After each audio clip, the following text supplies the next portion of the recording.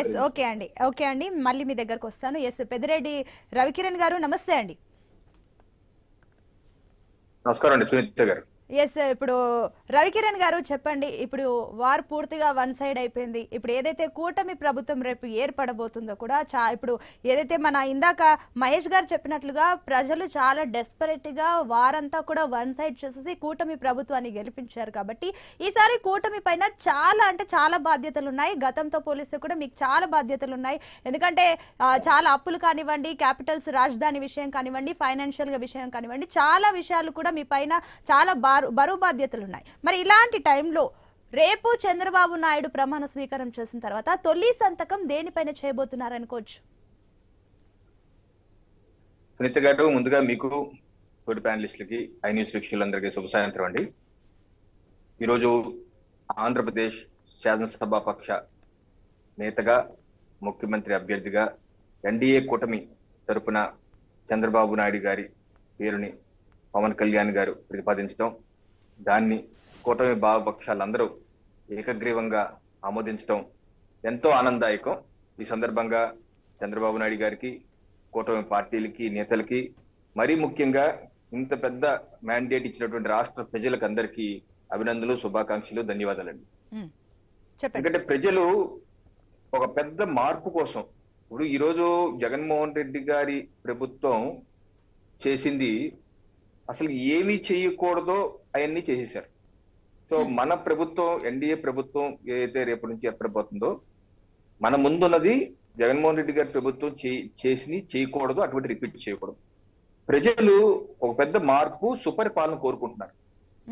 ఒకటేనండి, జగన్మోహన్ రెడ్డి గారు మొత్తం ఏమనుకున్నారంటే, నేను ప్రజలు కట్టే పన్నులను అలాగే అప్పులు కుదవ పెట్టేసి బ్యాంకుల నుంచి ఎంఆర్ఓ ఆఫీసులు, కలెక్టరేట్లు, ఆర్డీఓలు అన్ని డబ్బులు తీసుకొచ్చేసి కేవలం బటన్ నొక్కుతాను, 4.5 ఏళ్ల పాటు ప్యాలెస్ నుంచి దిగను, బటన్ నొక్కితే నా దయాదాక్షిణ్యం మీద రాష్ట్ర ప్రజలు బతుకుతారు, సో నేను డబ్బులు ఇచ్చాను కాబట్టి వాళ్ళు నాకే ఓటేస్తారు అని చెప్పేసి ఆ భ్రమలో ఉండిపోయాను.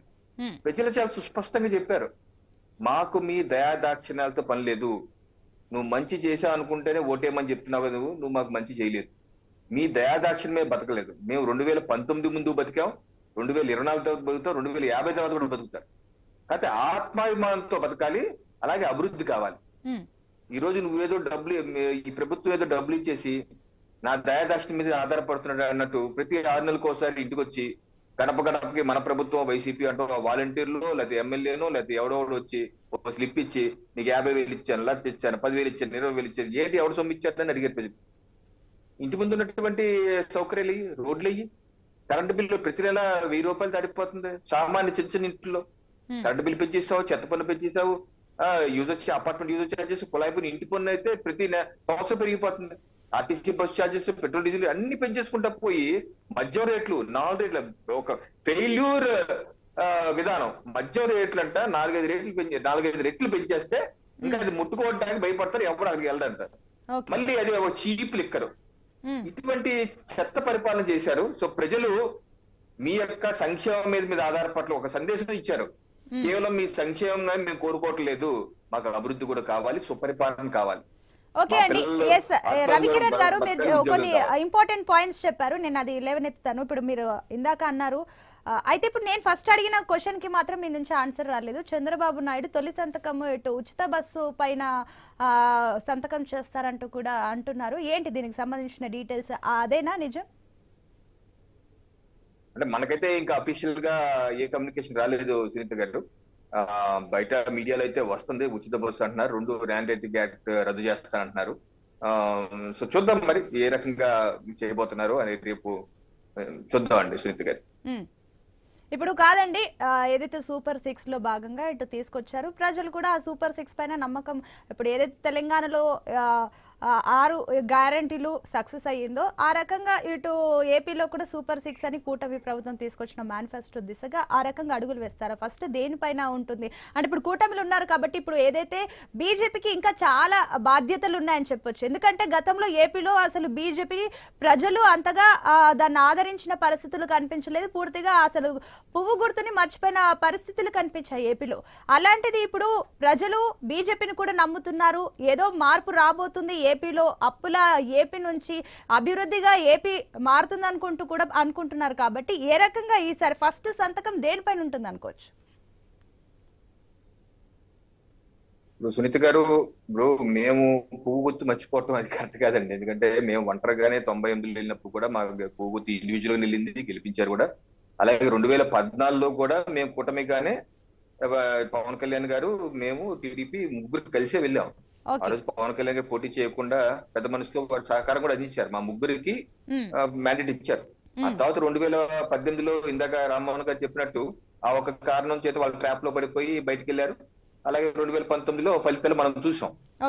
సో ఇప్పుడు 2029 ముందు కూడా మేము ఒక మాట అనుకొని ముగ్గురు టీడీపీ, జనసేన, బీజేపీ ముగ్గురు ఒకళ్ళు సహకరించుకుంటూ ఒకళ్ళు అవసరం తెలుసుకొని, మనం విడిపోతే కలిసి ఉంటే కలదు సుఖం, విడిపోతే ఇబ్బందులు ఉంటాయి. సో అందుకనే కలిసి ఉండాలి, ఒకళ్ళు డిపెండ్ అయ్యి ప్రచారం అందరూ చేసి, నరేంద్ర మోడీ గారు, అమిత్ షా గారు, చంద్రబాబు నాయుడు, పవన్ కళ్యాణ్ గారు అందరూ ప్రచారం చేసి కూటమిగా ఒక జట్టుగా మేము ముందుకెళ్ళాం. ఈ రోజు జట్టుగా ఒకటి ప్రభుత్వానికి ప్రజలు మ్యాండేట్ ఇచ్చారు.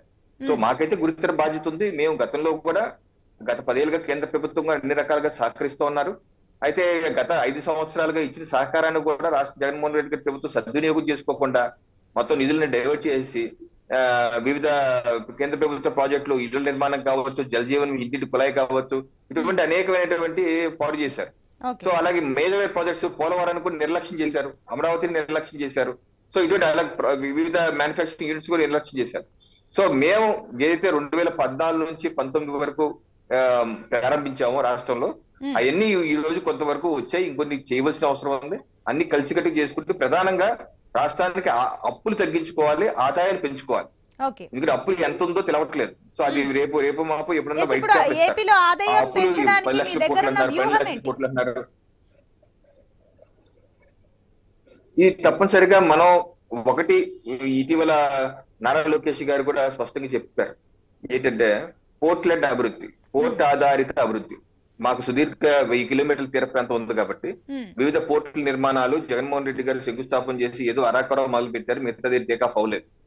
4-5 పోర్టులు అలాగే ఫిషింగ్ హార్బర్స్ ఉన్నాయి, అది కంప్లీట్ చేసుకోవాలి. దాని ఆధారంగా రైళ్లు, రోడ్లు, నేషనల్ హైవేస్ నెట్వర్క్ పెంచుకుంటే రవాణా పెరిగి ఆదాయం వస్తుంది. నెంబర్ 1. నెంబర్ 2, పెట్రోకెమికల్ కాంప్లెక్స్ ఉంది కాకినాడ దగ్గర, అది 50,000 కోట్ల పెట్టుబడులు సెయిలు, గెయిలు, హెచ్పిసిఎల్ కలిపి పెడతారు.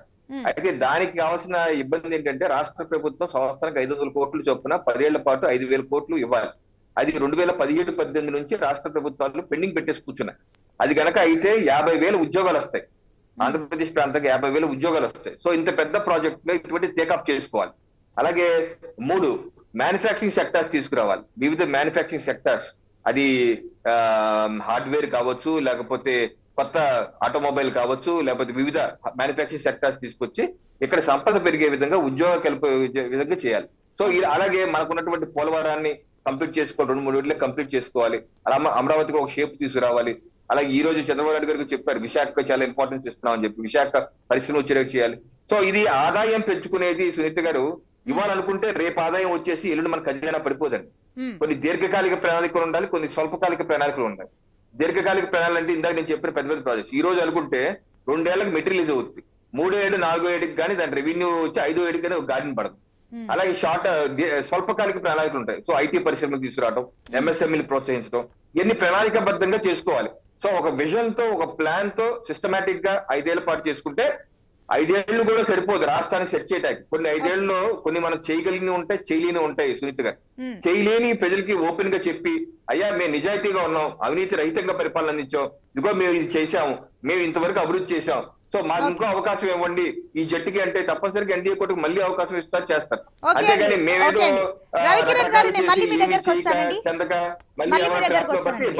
ఓకే అండి. ఎస్ మహేష్ గారు, మీరు చెప్పండి.